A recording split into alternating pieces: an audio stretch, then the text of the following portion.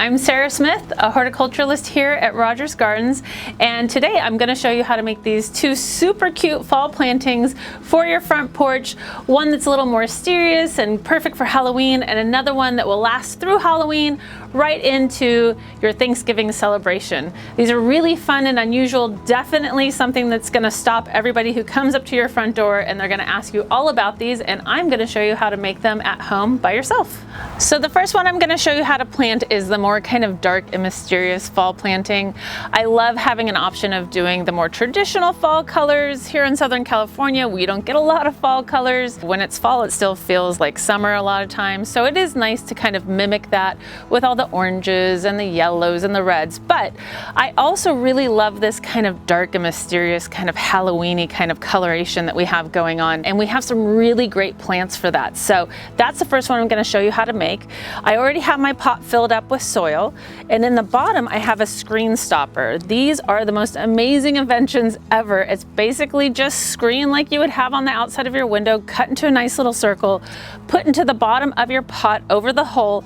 No need to put gravel in the bottom of your pot, soil all the way down. Your plants will be so much happier. That is such a bad thing that we used to do back in the day, thinking that it was creating better drainage, and actually it was not. In reality, you dipped over those pots and it smelled horrible inside because of all the water collecting. So this is a great little thing to add in the bottom, so that way no soil is escaping, no bugs are going inside. So it's a great thing all the way around.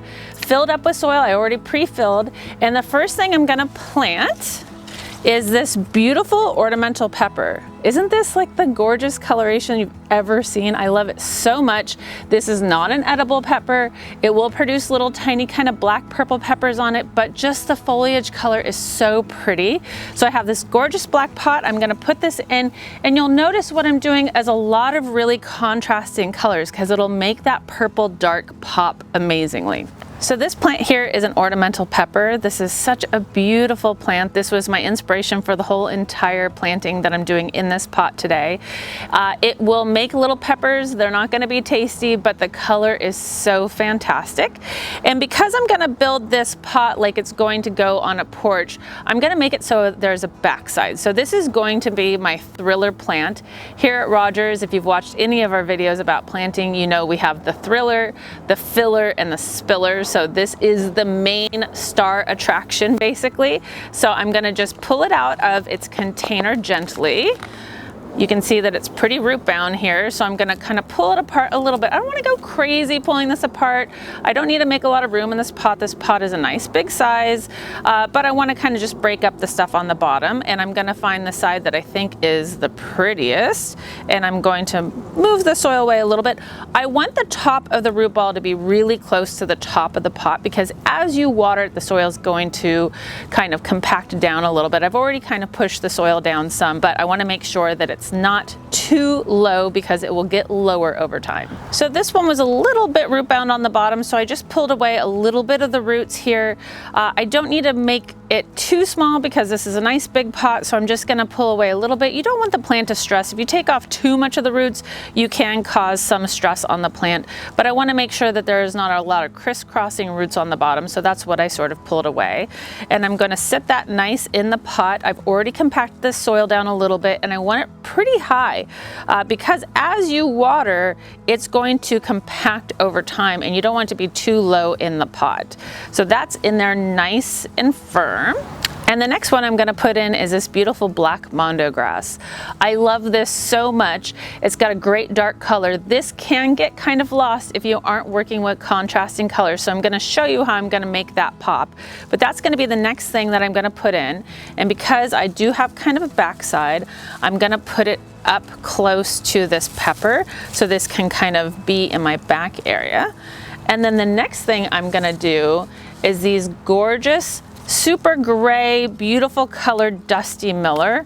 I love Dusty Miller. I really like the big leafed Dusty Miller in particular. It's such a beautiful filler. It adds a lot of great contrast whenever you're doing anything with a dark color. So that's gonna be the next thing I put in. I have two of them that I'm gonna stick in here. I might need to add a little bit of soil because this root ball is definitely shorter than the other ones, and I want to make sure that my tops of my root balls are all evenly together. Okay, so now I'm gonna add some soil in to raise this up because all the other plants I'm putting in have shorter little root balls.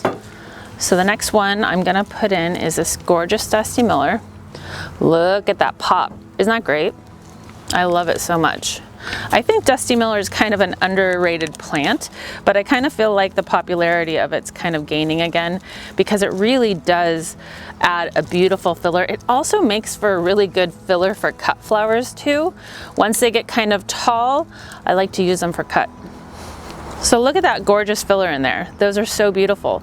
Now I want to make sure that I have a spiller in here, and the other trick I'm going to do is I'm going to add something edible to this. I want to add something that we can use, especially as we're getting closer to Thanksgiving. I love to add edibles in with my ornamental plants because that way not only is it beautiful, but it's also practical and usable. This next one is tricolored sage. So again, perfect for that Thanksgiving stuffing. So beautiful. I love that it is the purple and the gray in there, so it works perfectly with my color palette that I have going on here. I'm gonna pull a little bit off the bottom. I'm gonna tuck that nice and in here. Again, checking on that root ball depth that everything is similar. And then trailing rosemary. So this is going to be my spiller, but it's also usable, which is so fantastic. So even once you want to break this all down after Halloween, you can transplant this into some other pot or someplace else in your garden so you have something awesome and edible and pretty as well. So again, pulling a little bit of that root ball off and tucking that in as being my perfect little spiller. Isn't that cute? I love it so much. All right, the next couple of things I'm putting in are just for looks, but so pretty. This is ornamental kale. You could eat it, but mouthfeel is not great on this, but it is really good to use on like charcuterie boards, a little leaves of it, just to add that pop. And because it is edible, you're not worried about putting something on your charcuterie board or to use as kind of a garnish, but so beautiful. I love kale so much. Such a fall traditional kind of thing as well. So I'm just gonna squeeze that in right here in between those Dusty Millers. I love that gorgeous rosette kind of look. So I'm gonna pull that sort of forward. And the last thing I'm gonna put in this pot is this beautiful dark leafed Ipomea. This is actually related to sweet potato. So again, I do have this very kind of edible theme going on with this. Not all of them are edible, but the sage and rosemary are. But I love this great trailer. And let's squeeze that in right here. As a nice spill in. Look how pretty all that is. So great contrast. It's got that kind of cool, spooky, sort of mysterious vibe going on, plus all the edibles in there makes it so fantastic. With a little pile of white pumpkins right next to it, your doorstep is going to look amazing. Very, very perfect for Halloween and something usable, so you can use this for Thanksgiving as well. So now I need to go through and find where I have holes because all of my root balls are nice and close to each other, but I do have some holes in here that I need to make sure that I fill up with soil. So I'm using my fingers for that and making sure that I'm not adding any soil on top of those root balls, but between those root balls where I have the little holes. The last thing I want to do to finish the whole thing off, because I am going to put a cute little pile of white pumpkins next to my pot, I want to add one to my pot as well. So I have a nice little spot right here where I can kind of nestle that in. And ta-da! Adorable, isn't it? I love it so much. It's got that beautiful kind of almost spooky, mysterious vibe. Perfect for Halloween. So cute.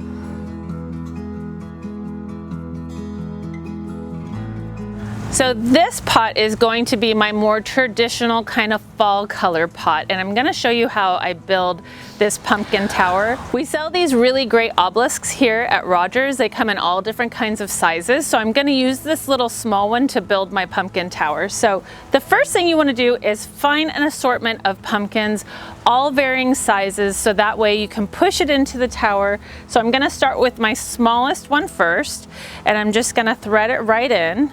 and I'm going to use that one to kind of wedge it into the tower, so then that way as I put everything else in, I'm going to turn it upside down, they don't fall out and they stay in place. So my first little one is in here, and then you're going to go varying sizes larger as you go through it. And sometimes you might need to cut the stem. So I've actually cut the stem on some of these, that way I can get them closer together. So you'll notice that these have little short stems. I just use my pruner to cut those off to get them closer together. So it's nice if you're going to do this to make sure you have the piece you're going to use, so that way you can test and see which ones go inside together the best. Look how cute this is. Simple idea, so adorable. I was making this the other day and so many customers were coming up and asking me about it, and we sold quite a few of them because they were so cute and I didn't even have it finished. So I'm going to put them all in. You don't need to fill it up all the way to the end of the spikes because you need something to put into the soil so it stays in place. If you fill it up all the way, it's going to be really tilty and it'll fall over.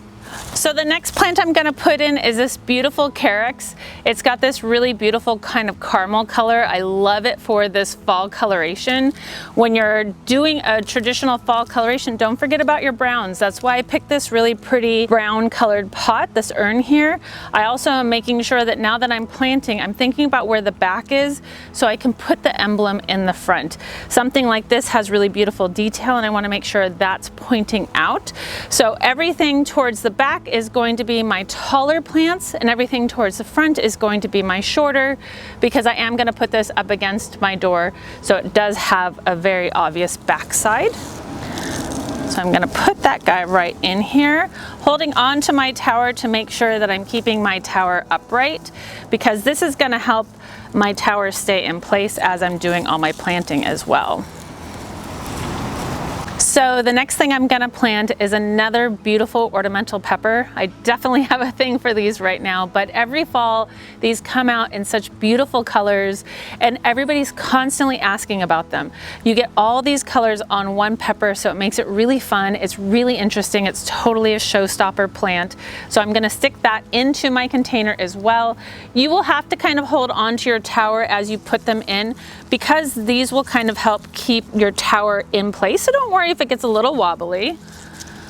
So that's my next guy, and again towards the back, because I'm going to have a little bit of a blank space because this is going to be up against a wall. So again, I am going to use edible herbs in this planting.